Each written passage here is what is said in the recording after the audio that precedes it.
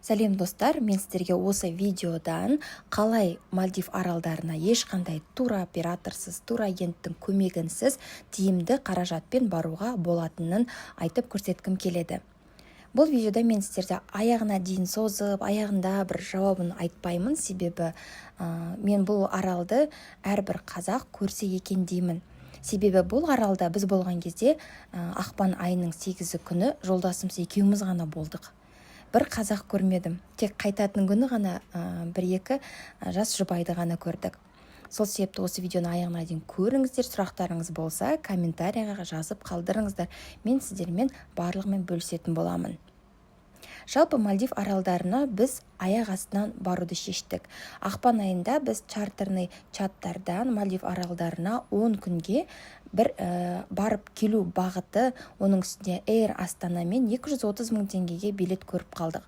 Сол билетті көрсетіп едім, жолдасым барайық деді. Сонымен жолдасым мені қолдап букингтан гостевой домдарға бронь қойды, яғни 5 күн біреуінсінде, тағы 5 күн басқа гостевой домда. Гостевой дом деп отырғанымыз Мальдив аралдарындағы местный адамдар тұратын жерде өздері сондай кішігірім гостиницалар жасап қойған, барлық қолайлы жағдайлардың барлығы бар.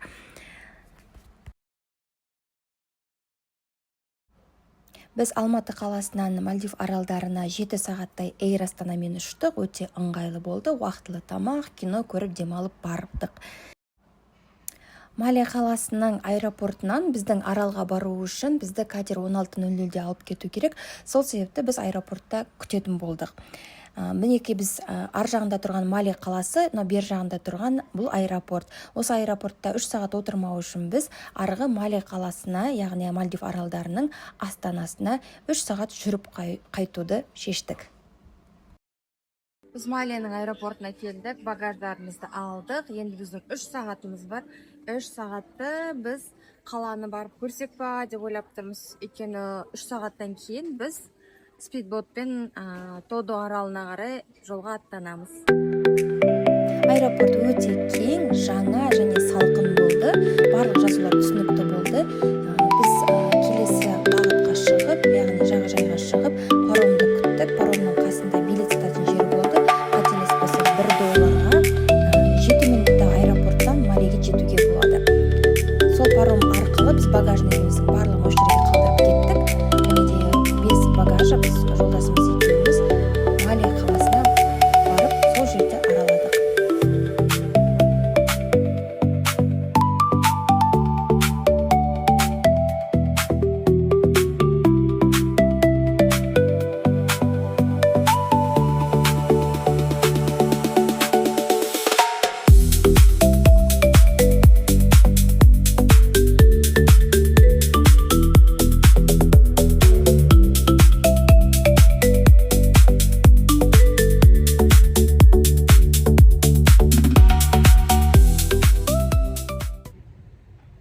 Аэропорт әне, аэропорттан біз Малия қаласына 7 минутта келдік.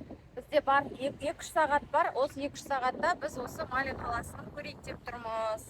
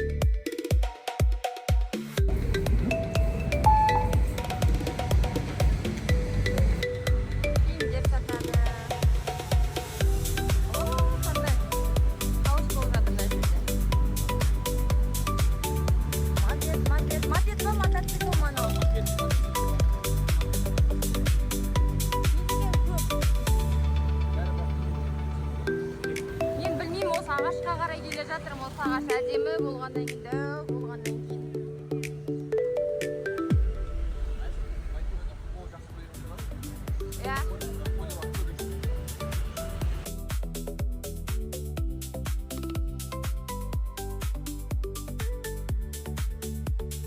бір қызық жайт, мен Мальдив аралдарын тек аралдар ғана деп елестетіп қалғандықтан мен астанасына келіп өте таңғалдым.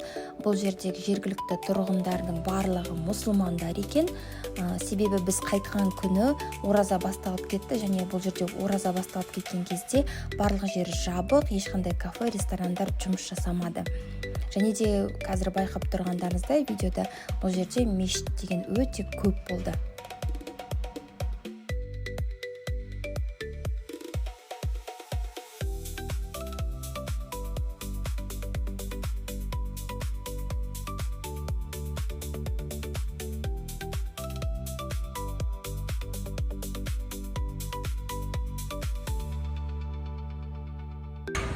Мальдивы деген бұндай да болады. Міне Мальдивыдың ең ірі қаласы.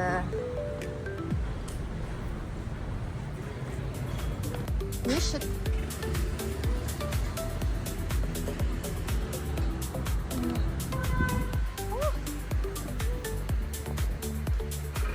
Біз анан парковкаға машиналар көп қоямыз ғой, бұлар сол сияқты. Осындай нелер, мотоциклдар, мопедтерін көп қояды екен.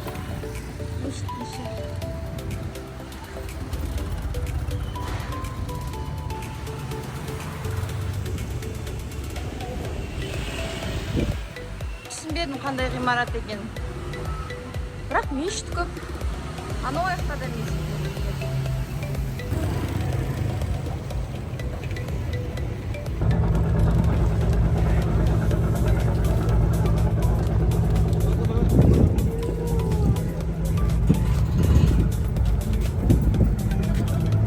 Базарға келдік. Қалай екен базар? Білмедің бе? Не?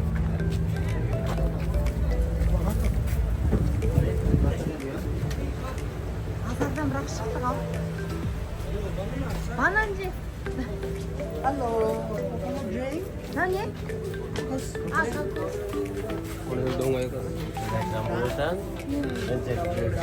Kabuli Kashi. Instead of having to be done, Dabar Kabuli.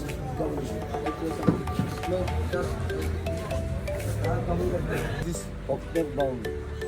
Баунти. Kokos? Жеватсың? This is Bounty too? Бұл не? Бұл не?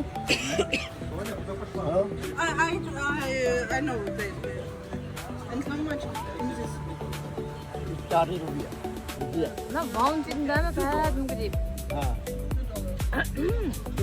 Тағы бірден елет деп көрейік деп жатырмын.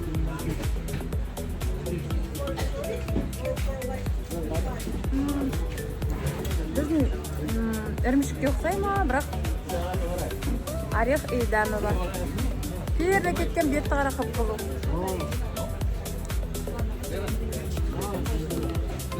Мынау баунтидің дәмі. Нағыз баунтиді ол жақтан көріп неткен ау деймін. Ойлап шығарған ау деймін. Мына қаланың колориті ерекше ғой, атмосферасы. Қандай күшті, тап-таза мешіт, тағы да мешіт. Бірақ Таиландтан қарағанда ауасы маған ұнап жатыр. Таиландта мен қатты демала алмай бірінші күні қиналғанмын. Үйреніп кетуіне 2-3 күн керек болған. Ай жерде 1-2 сағатта үйреніп кеттім.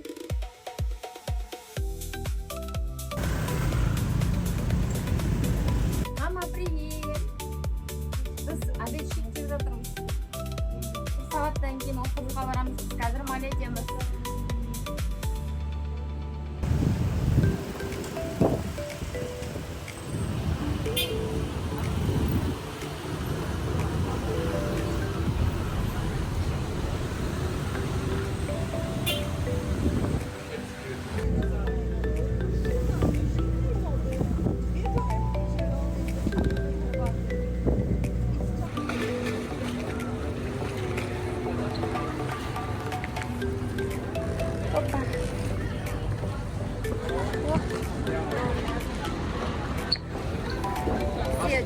Жалдап алған отель осындай. Спидботпен отельге жетеміз қазір.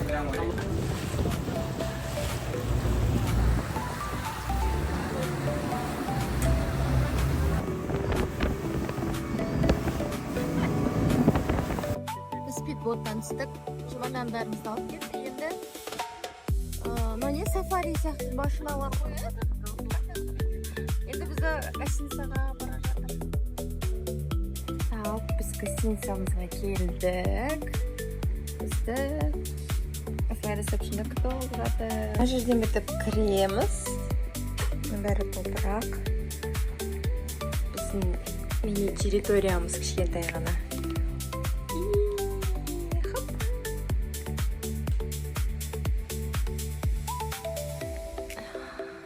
Салқын екенші. Қазір келдік біз. Мына жақта не бар? Иә, көрдім. О, қандай кең мына жер, иә? Үлкен екен. Күшті. Андай мини базарға келдік. Фруктыларды кесіп, әдемілеп салып береді.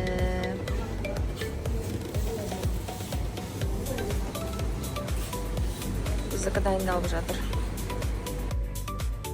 Біздің кешкі тамағымыз.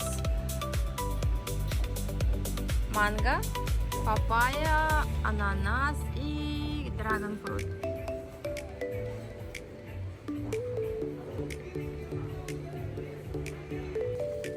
Қандай магазиндер бар. Гостиница.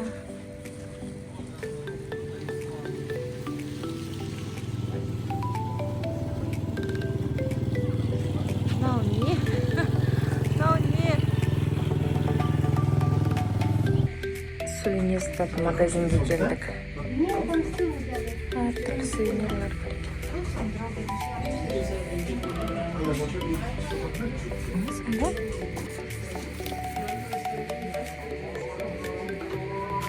Азан шақырып жатыр. Көйлектер. Сумкалар.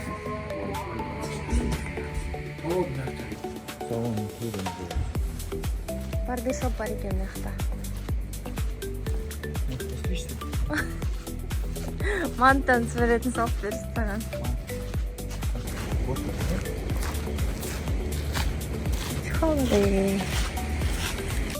Бұл жергілікті тұрғындардың жеке аралы болғандықтан, бұл жерде пляжды екіге бөліп қойған, бикини пляж туристерге арналған жер.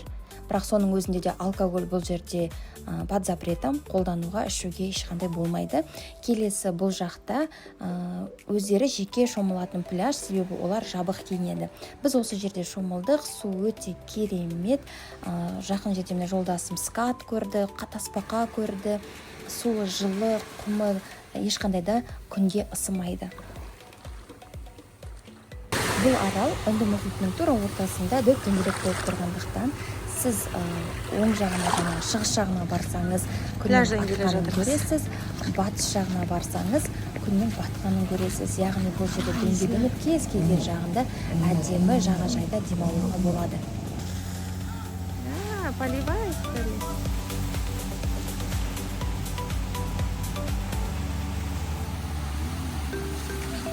Суғарып жатыр ма? Бәрі не істеп жатыр?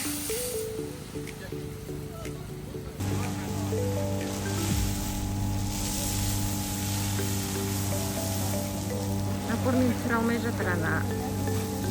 Мынамен түскі асым, жұмыртқа, авокадо, тунец. Местный тунец шығар, е? Мына жақта да стейк. Даусым жазылмайтын может в последнее время.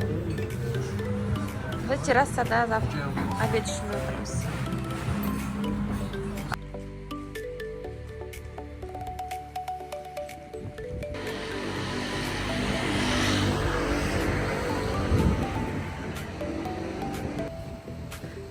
Мектептің территориясы менің түсінігім бойынша паркинг екен. Сыныптары. Мынау территориясы. Жап-жасыл өте әдемі.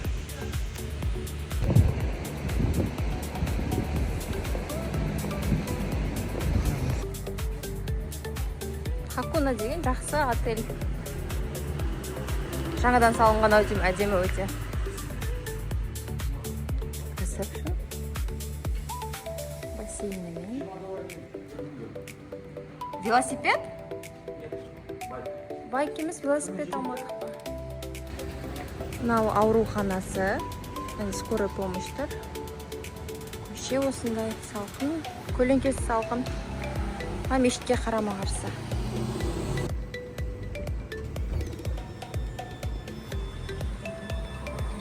Балыққа кеттік.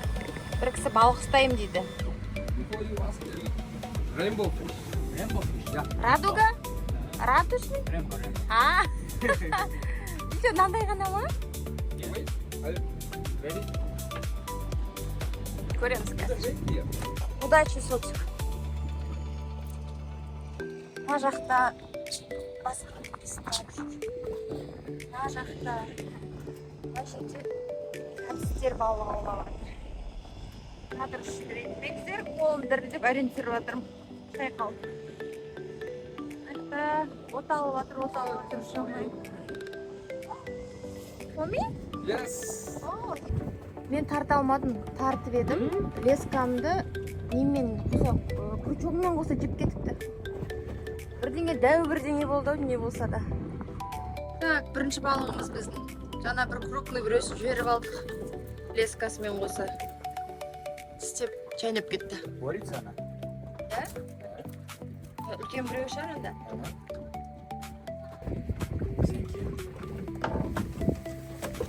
But it's very taste, but it is very dangerous. Okay, I understand. I don't touch. Why? Don't touch this skin. О, чешуя какая-то странная. Oh. Еще one. Oh my god.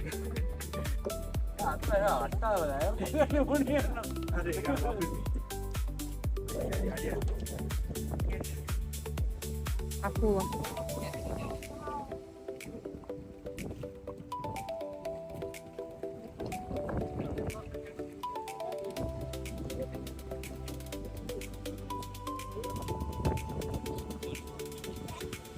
Оның астынан екеулер тағы да.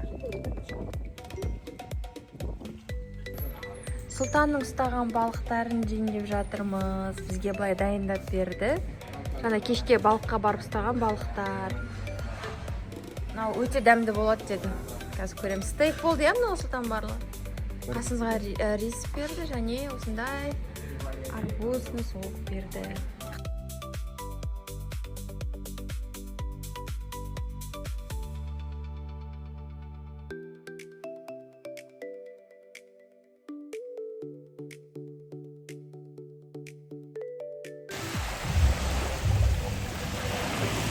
Йогамен айналысып жатыр.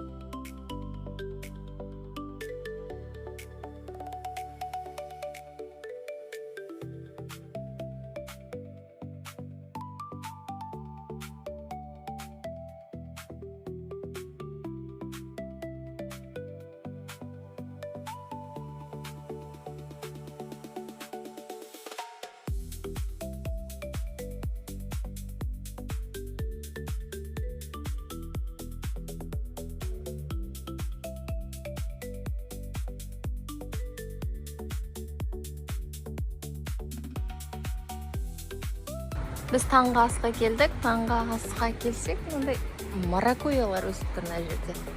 Ілініп. Таңғы аста не екен көрейік.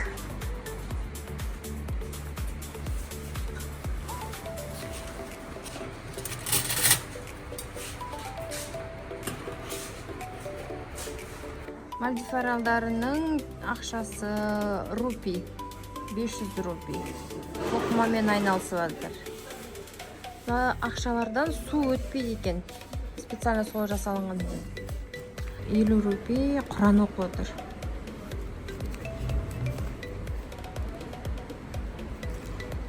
Ужин бізде паста креветкамен, голубая лагуна, салат и паста. Кешегі күшті балық жегенбіз біз. Өзіміз тап өзіміз жеп. Бүгін ресторанда отырғандай сезініп отырмын өзімді.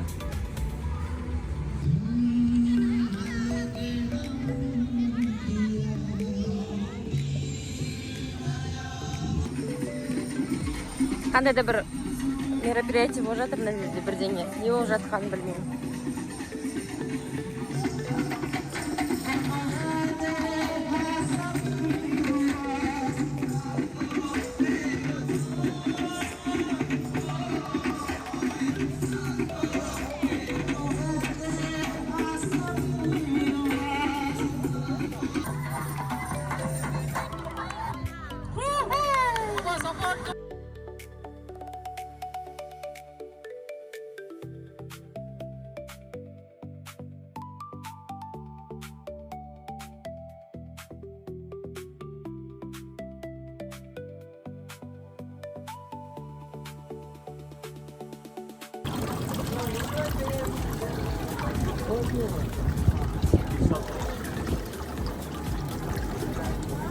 Нан беріп отырмыз оларға.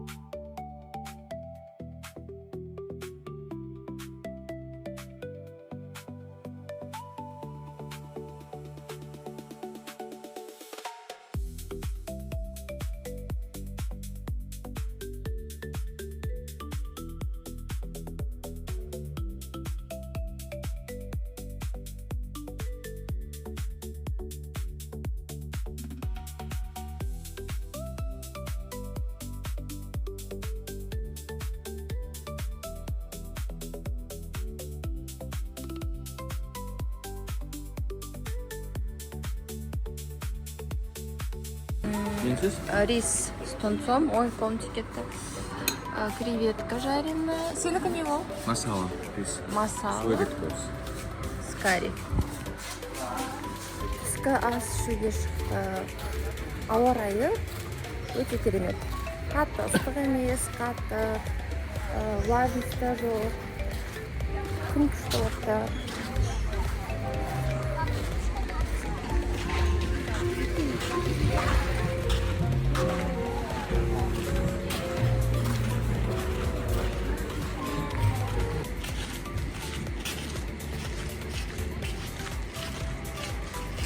Лагонвилла, Коконвилла.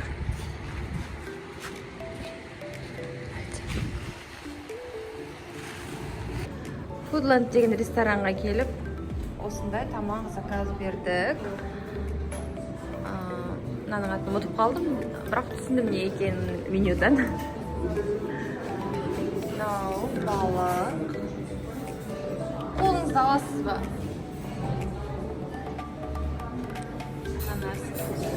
La tradizione. Балық және менің мынандай тамағым.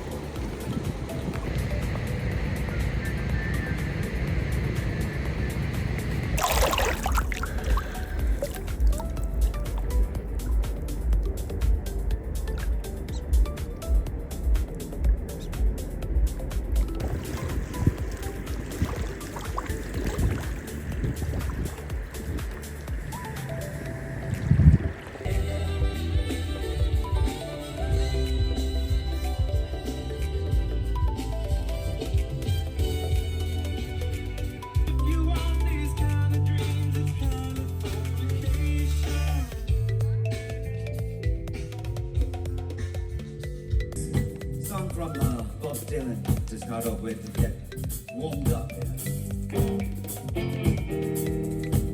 This is called I Wonder What's Power.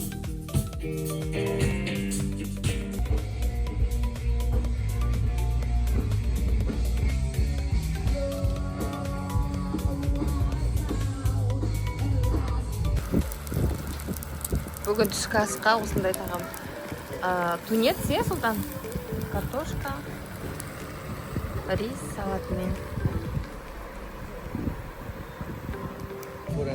5 күн Нью-Бризда болдық, енді біз басқа отельге көшіп бара жатырмыз.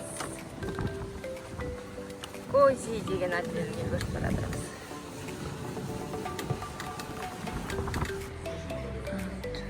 Біздің жаңа номер, отель Cozy Stay. Отыратын жеріміз. Жаңа номеріміз 2025 кажется жасалынған. Қандай салқын, қандай тап-таза, қандай күшті.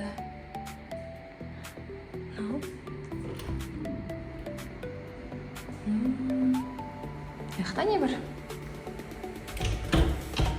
Жабық. Не бар екен мұнда?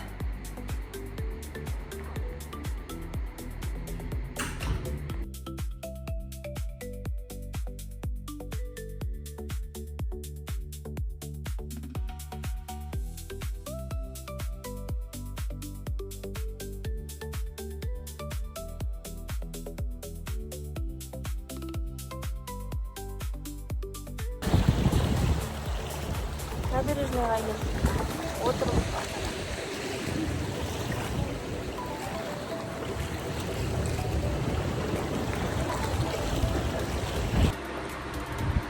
Бізде завтрак алып кетпектің, завтрак үшін отырмыз. Папайя, арбуз.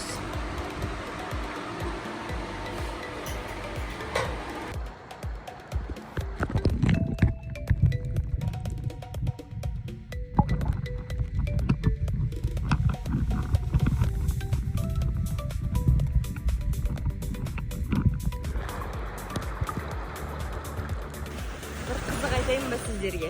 Мальдив аралдарында өте әдемі әп-әп құм бар. Міне мынандай.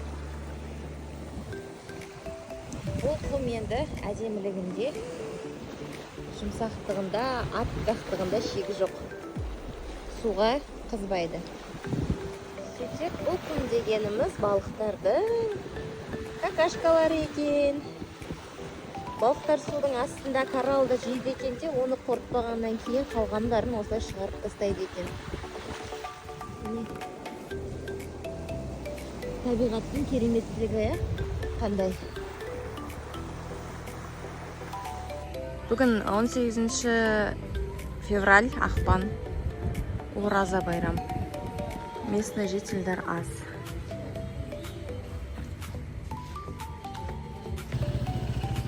Біздің алғашқы отеліміз, гостевой дом.